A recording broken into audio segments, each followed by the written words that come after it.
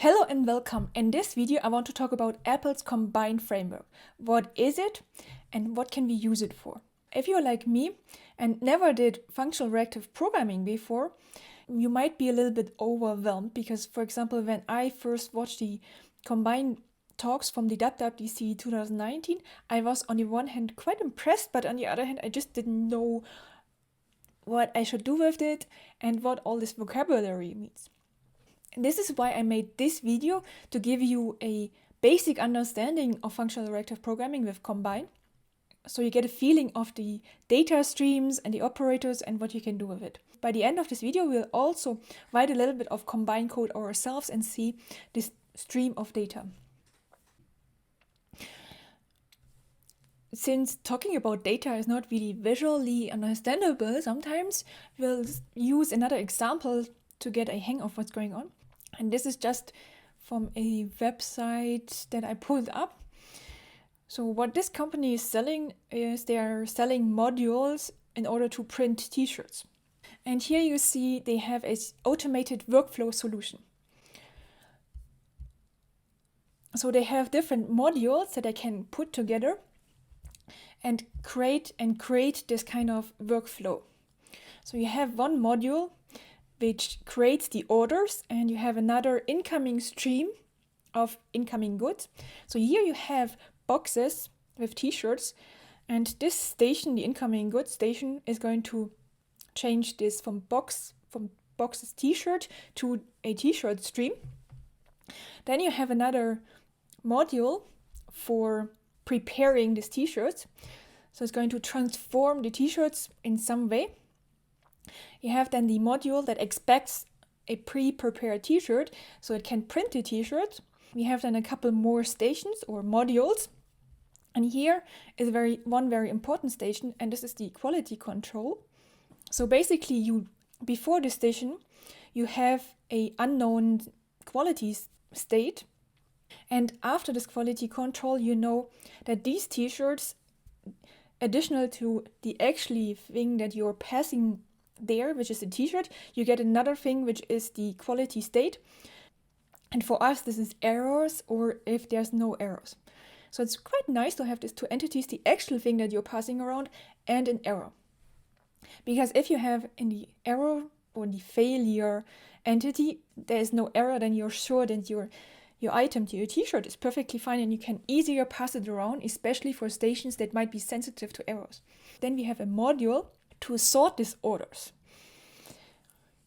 And then the last one is the shipping and labeling. So the last one is important because if you do not have a last station that does something with your t-shirts or your data, then what's the point in having all of this line? Not having an end user for your t-shirts would mean you can just shut down the whole line and use the resources differently. So we have to be able to keep reference to if the line is still available. So we have to keep our line alive. We have to keep a reference to our line to do some bookkeeping. And also this helps us to actually shut down the line, to have a off switch. The other thing is, if you have this kind of line and you know that there's no orders coming, or you don't have any goods, you have no t-shirt, everybody would be standing around and waiting. Why would you keep this line alive? So there's different possibilities to keep your workflow, your data line alive or shut it down. If you keep our t-shirt production line in mind, and we go now to look how this looks like with actually data. So I drew this myself. We had these modules for our t-shirt production line. So if you go for data streams, you also need a module. And you have on the one side of the module two incoming entities. You have the actually data that comes in, and this is we call input, but we also have the quality signature. And this is called here failure. This can be an error, or it can be something that conforms to the error protocol, but you can also say, a module can also say, I expect you to take care of this failure before me. I'm just going to say, I don't accept never a failure. So this module accepts upstream these two entities, and then does something with it, and it puts out on its downstream side another entity couple of a different output type, for example. This module could transform a int into a string, and the module itself, if it's critical, can also say afterwards, I have here maybe an error. This specific module that has an input side and an output side is called an operator. It's doing something with this entity that it processes. Obviously, when you have this kind of modules, you want to be able to put them together. So you have this kind of modules that have an inside and outside part, but you also need to have modules that start the whole process, that are in the very beginning, that put something in the line. And usually the modules we call publishers. Then we have the operating modules, and in the end consumer, I need to have an end consumer, like for production t-shirt line, that actually does something with the data, because otherwise what's the point? And combine these data streams are designed in a way that if you don't have a subscription, an end user, the publisher will never emit. This is nice because it is designed in a way that it saves resources and only does something if the data in the end actually is of any use. We have to have some extra modules that keep reference that this stream is alive, and in combine we call this subscriptions. The other thing is, if you have this kind of modules, they need to be able to be attached to each other. So they need to be under one hood, because the operator doesn't care. From one operator's point of view, it doesn't care if there's an operator in front or the publisher. So we need to have one name that sums all these modules up, or let's say that what's the name of the module of a module. What's the name if you are talking about modules? So I used a lot this word module, but what is the reference? What is the equivalent in the combined framework? And this is actually, if I talk about modules in combined, this means we're talking about the publisher protocol. All of these publishers that can start the stream and also these operators are defined under the publisher protocol. This just helps us to have ability to attach one publisher to the next. We have these 3 different modules. We have a publisher, and you see here I use this generic type declaration of a output and a failure. So you will see this kind of triangle brackets a lot. Examples for creating a publisher or the beginning of a stream are pass-through subject, current value subject. I'm just going to tell you what kind of category they fall into. Then with Swift UI we have a property wrapper at publish that creates a publisher for every property. And what's in the background of this at published is a current value subject. These help you to create continuous publisher streams, so you can always publish more and more. Like when the user presses on a button, you can put in new information into the data stream. Apple also added new publishers for foundation entities, like you can create a publisher from a timer, you can create a publisher from the notification center. It always emits a data into the stream every time, for example, the user taps on a text field and the keyboard shows up or the keyboard hides. Then we have a data publisher to URL session, a data task publisher. And we have also some more publishers, for example, these sequence publishers. You can have an array and then just ask for the publisher of this array. And this will publish into the stream 0, 1, 2. This way you have then all these numbers in the stream. There's also some special publishers like just publish something. So this is just publishing whatever you tell it to publish. It's a one-time, one-shot publisher. And then it's done. It may not seem useful. It's more for edge cases when you have a problem, but you just want to publish something. We also have here a future. This is for asynchronous work that takes longer. For example, if you want to load something from the file system, you can also create your own future publisher. The publishers, so this free that from the look at them, you already know that they are not going to continuously broadcast. They have a fixed amount of values that they're putting in the stream, and then they are done. Which means that these publishers, if you create a stream with them, the subscription at the end will be cancelled when they are done. So you even don't need to take care of these. This is done for you by Combine.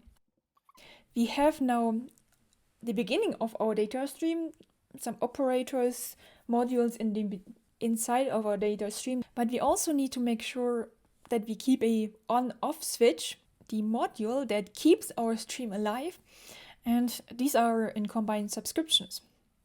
So you see here the three ways of creating a subscription by adding at the end of your line a sync, a sign on to, and a sign on.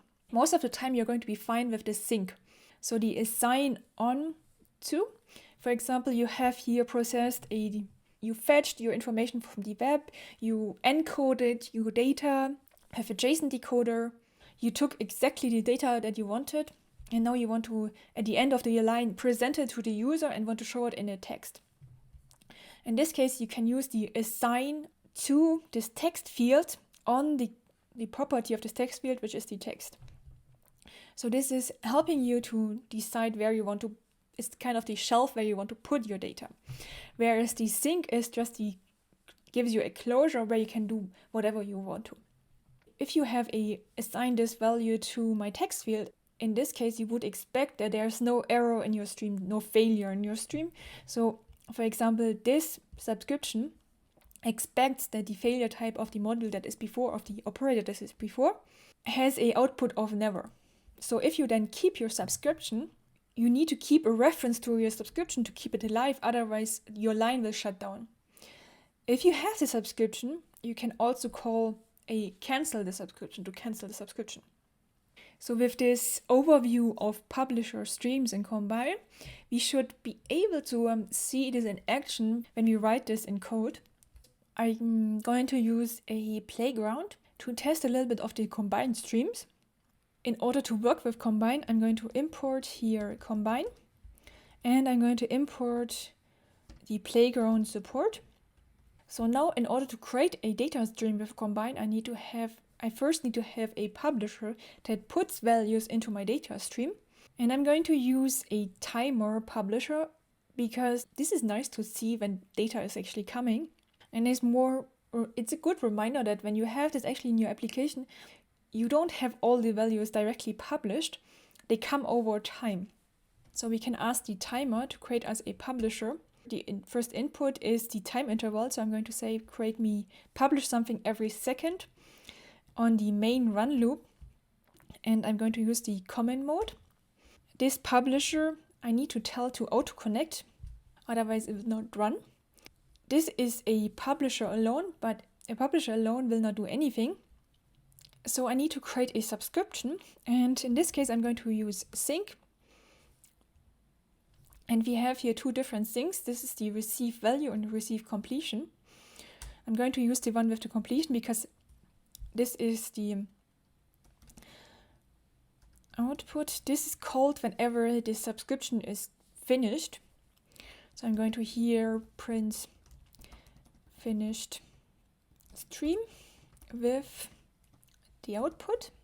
And the second closure that we have here is the received value. So this gives me the value that is passed down in the stream. Every time this is called, I'm going to print receive value, and then we are going to print this value. I created now a subscription, but I need to hold on to the subscription. So this is my subscription. Now that we have the stream, it's time to run it. So if you do that, you see that we receive here these values, and from the timestamp, you see that it's every second we get a new value here. This stream would go on forever, but how can we actually cancel the subscription? Let's say after 5 seconds I want to cancel my subscription. So I'm going to use here run loop.main.schedule after init from date, time interval from now. Let's say I said 5 seconds. So after this 5 seconds, I want to cancel my subscription. So I can call my subscription and ask it to be cancelled. And I'm going to here print cancel subscription. So I will expect only to receive 5 values from my publisher. And if you run this, you get 1, 2, 3, 4, 5 values, and then we cancel the subscription and the timer stops emitting values. If you want to see more what's going on in the streams, you can here use a print operator. This is stream. So whatever you give here will be also printed. So I can now do this again. And you see here, maybe I should wait until it stops. The way the streams work, one very important part of the streams is that whenever you create a subscription, the timer receives the subscription and then it starts emitting these values. And the other thing is the subscriber decides how much values it wants to have. So this is the way Combine handles the back pressure. And in this case, the stream, the thing says, my demand is unlimited, give me whatever you have. Then you see every time a new value passes, here this received value from our stream, which is then printed in the sync. When I call after 5 seconds my subscription cancel, this stream is cancelled and receive a cancel notification.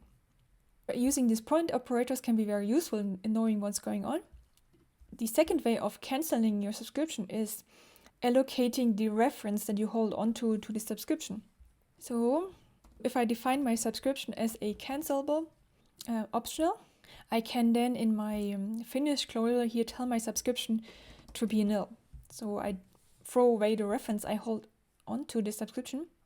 And I have to make this a var. So now if we run again,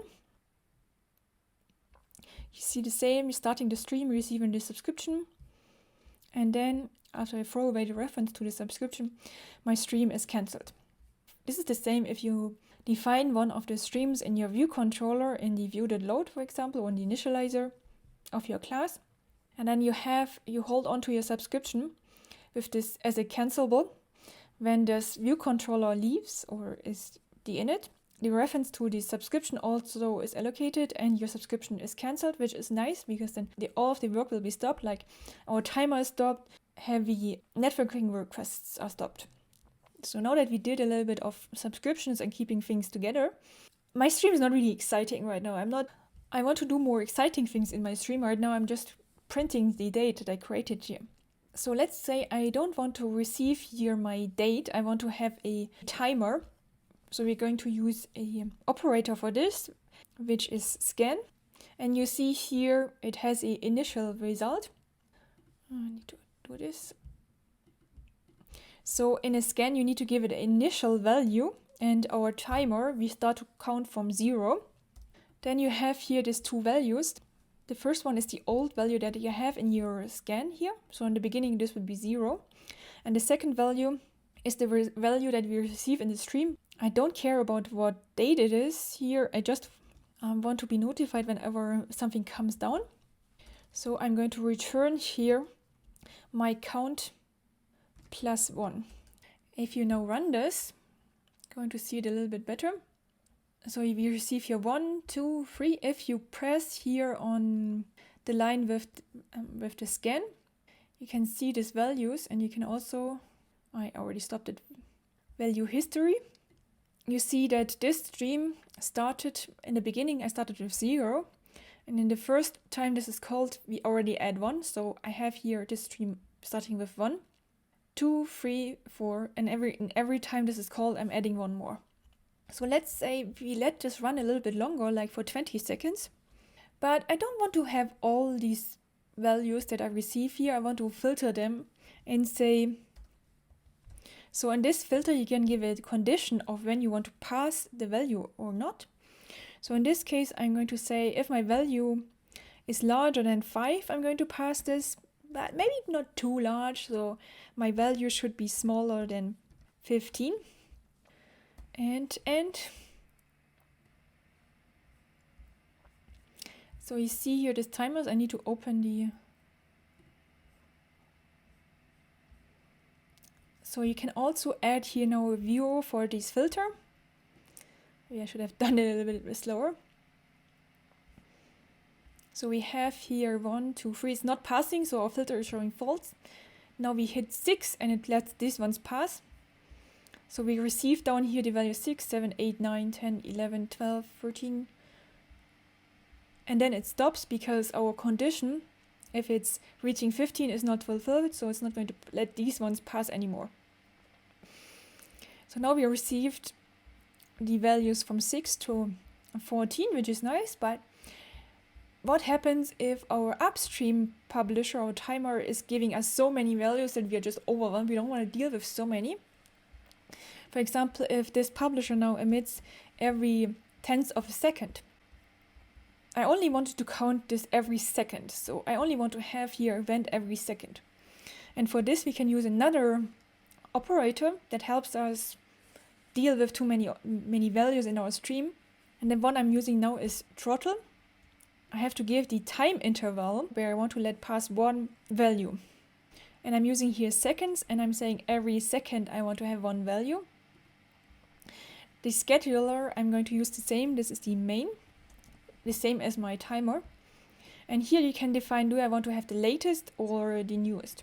So in this case, I'm really latest true. Actually, I have to use here dispatch q.main. So now you see in my stream there's a lot of values, but only every second one is passed here. Thanks to this throttle, I can minimize the amount of data I want to process. So this is even more interesting if you do some heavy work afterwards that you don't want to do it too many times, like fetching data. Whatever comes afterwards wouldn't be able to process all of them. It would be overwhelmed. With this throttle, or debounce is the other one, you can deal very nicely with this back pressure. And this is a couple of the operators and just one of these publishers that I showed you. If you want to continue from here, I would suggest, especially if you're a beginner in functional reactive programming, to have a look at the Ray Wenderlich book, Combine Framework. Or there's another book which is Practical Combine. And I will put a link in the description box so you can find these books.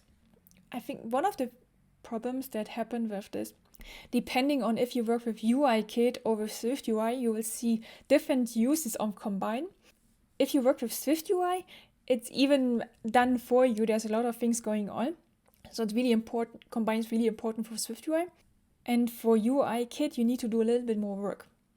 But for UIKit, some of the example tutorials that you can find might look quite different. So I think this is one of the problems people have, to find the right examples that fit in either UIKit or SwiftUI. I'm going to create more videos for Combine, for practical examples for Combine where you see it used in UIKit together with a table view to populate a table view, and how would this look like in SwiftUI. If you don't want to miss any new tutorials about Combine, then subscribe to this channel. If you have any questions related to Combine or what I showed you, or what you want to see more about Combine, leave a comment. If you found this video helpful and you want to promote it to show it to others, give this video a like. Until next time, happy coding!